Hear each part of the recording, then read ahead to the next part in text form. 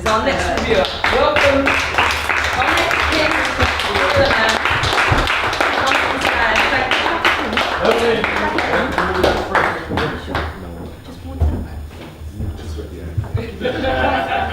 Take somebody's shine. It's very easy. It's very easy, so you're going to see me wipe my face quite frequently. Should I give you some water before you start? No, it's not water if you can. Well, in this room, I'm not the gorilla man. My name's Ashley Flash under here. But obviously everybody knows I've got quite a few names, and these names have been delivered for me.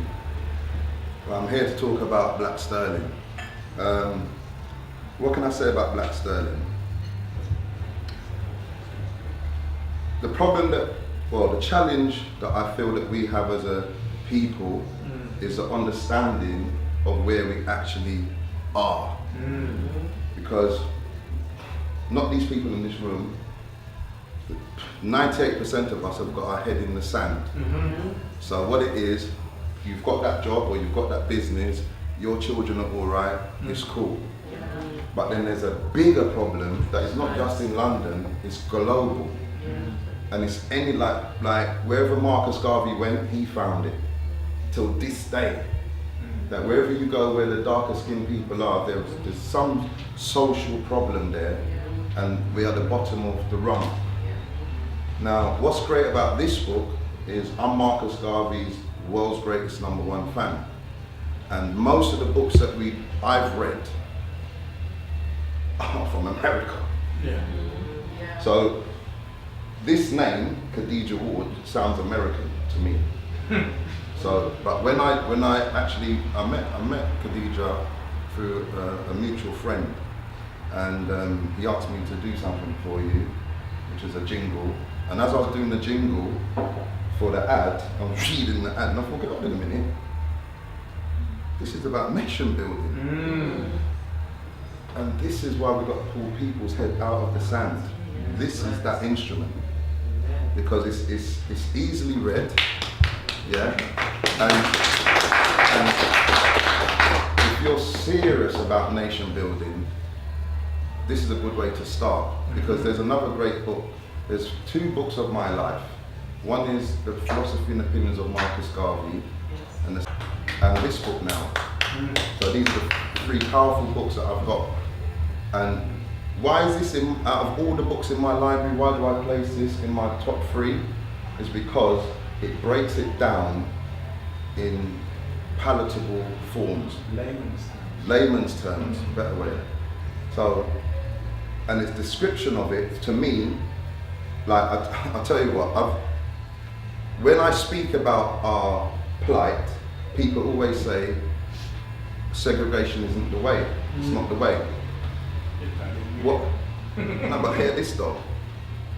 I don't fully believe that. And that's going to be controversial to you guys, yeah? I believe self-reliance is greater than segregation. You can segregate, yeah? And have all the wrong paradigms of thoughts. So segregation is nothing. But if we have the paradigm of self-reliance, for the self, like what you're setting up with your children 9 years and up, yeah? If you set that paradigm of self-reliance, and then that spreads from the family, it doesn't spread from the community first. It spreads from the individual first, and then it goes from the family, and from the family, then it goes to the community. So we have a community of consumers. That's embarrassing. We've had, forget Marcus Garvey, let's put him to the side. There's been hundreds of great people who wrote books I've not yet to read, and we still don't care. So, me personally, I've said this with Dean and Khadija, we don't care. And we have to face that. So, like I say, it's nation building and nothing else matters. If you're not pursuing nation building principles and functioning underneath that with nation building habits, daily habits of making that happen. Now, going back to this book now, so there's a part that I want to read, which I've covered a bit about the difference between self-reliance and segregation. Yeah? Self-reliance is one of the most important things that we're not grasping because we're fearful of our neighbour or the Indian man next door that you normally you've been going to his shop for 20 years. So you don't want to feel, what's wrong with us having our own black business though? What's wrong with owning and controlling the commodities of our community and culture? Why are we the only culture that is embarrassed to do such things? No, seriously, ask yourself that question and it breeds insanity. How can we be frightened to control the commodities of our community and culture? We're happy to go to outside alien culture and give them the money. And their children are going to those private schools. Their children, when they pass their test, they're getting a Mercedes. That's what they're getting from our hair money, from our ladies, from the sweet shop. Let's talk about Mars bars. It gets that. When you're going down to the fine sand, it's like someone gave me this thing one time. You can hold a rock, and if you keep crushing, it's going to turn to sand. That's what's happened to us. We are the rock of the world. Anything that you see around there, it's not the race card, it's facts. It's facts. So, in this part of the book, it covers this. And I'm just going to read a short bit. And another thing that I need to point out is what's good about this book, it's placed in certain ways so it all connects. Like the Philosophy and Opinions of Marcus Garvey, you've got to be an absolute fanatic to read that book because it doesn't read from left to right, but every word is powerful. But this capsulated that, and it's on page 107, and it's step action number 4. Rid yourself of the slave mentality. Don't beg for power, take it. Don't beg for power. I'm just going to reword it. Yeah? Rid ourselves of the slave mentality. Let us not beg for power, let us take it. Now in taking it, it's the people who are here, which I call nation builders. I don't care about nobody else. And I don't care if my brother's not a nation builder, my aunt, my cousin, I don't care. I like to be around nation builders only. Also, I'm alone, and I'm happy in my own presence. So this is it.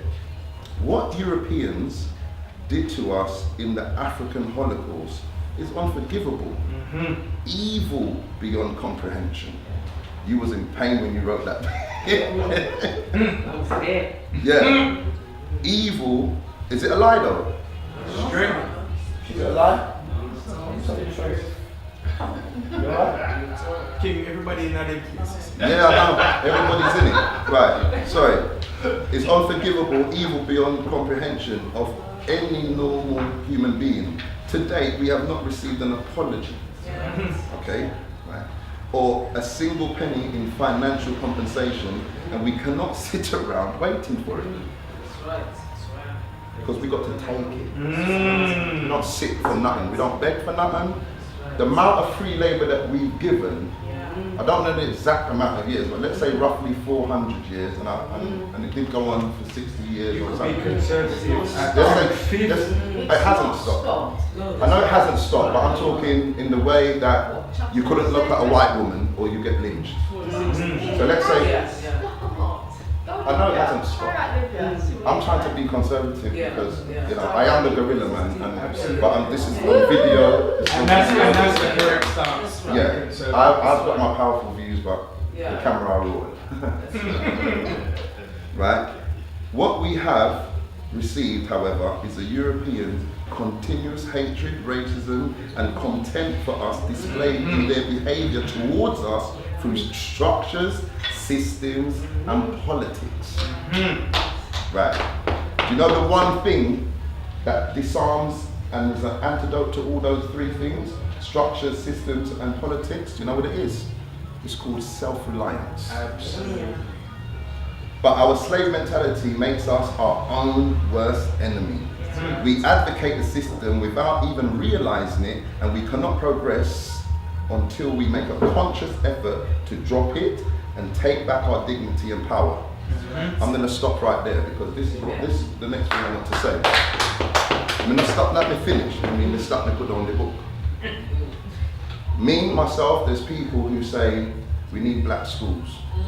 We need more. You need to change the paradigm of the people. Else everything's a waste of time.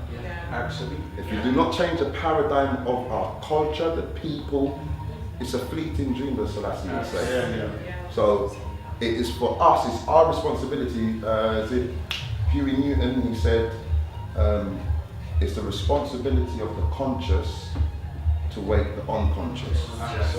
So I'll rephrase that. It's the responsibility of the nation builders to wake up the nation expanders. A nation expander is someone who, whatever's there now, they just expand on it. But you can expand to the width of the world. But it's the nation builders. We're vertical. Are you vertical? Yes. Are you is there vertical people in the room? Okay, so we've got to stick together. Forget everybody else. If you're serious about this, breaking the paradigm that has made us, what's a man without nothing? What do they call them? Oh, eunuch. Eunuch. We haven't got no bite. We'll fight, kill each other, and all that. Where's she with I'm sweating. What is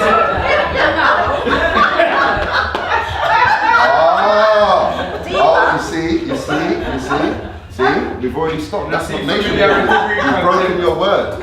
See, and we can't have that in nation building. That's a joke, what just happened there, but it's real serious. If you committed to something, you must follow it through. Even if you lose. Sometimes I follow things through till I lose. Straight.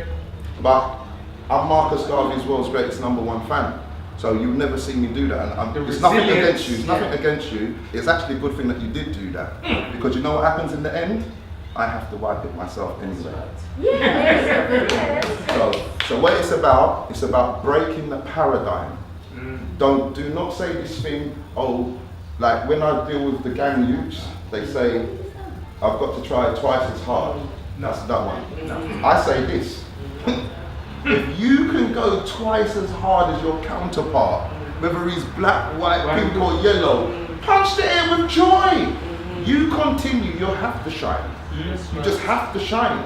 So there's no more excuses. It's one way, it's nation building and nothing else matters. Until the more people absorb that, then we change. So this thing when we say a pound, like you say, you're asking the wrong people, you're asking nation expanders.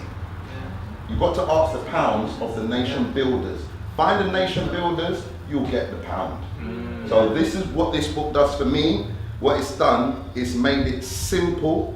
I must have sold about 15 of these copies. I sold one for you, innit? Yeah. So the book, all I do, and you do as well.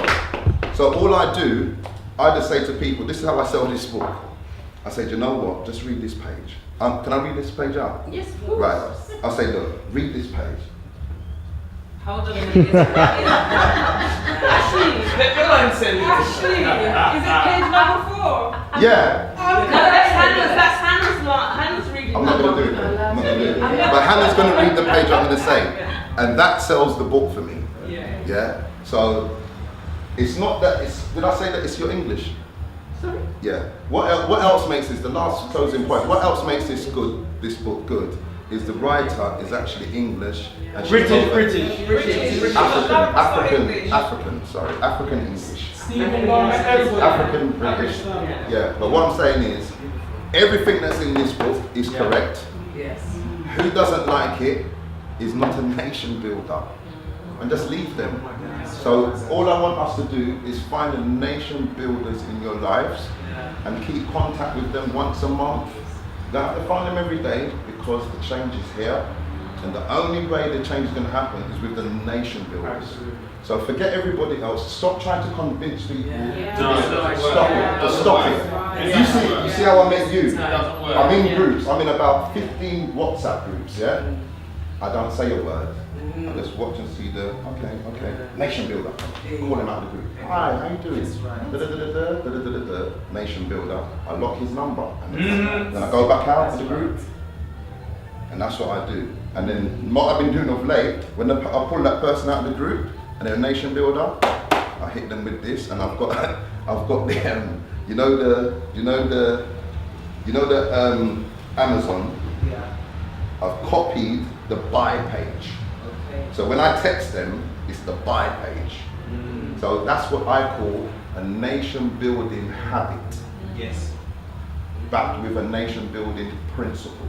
Yes. So that's the only way forward. And that's my word and book. That's the difference, 8.5 out of 10. Yeah? So thank you to DJ for writing this book. And this book is going to go so many places, it's just early days yet. Thank you for coming to review. Thank you very No much. worries. Thank you. All right. I want to give you a kiss as well, even though.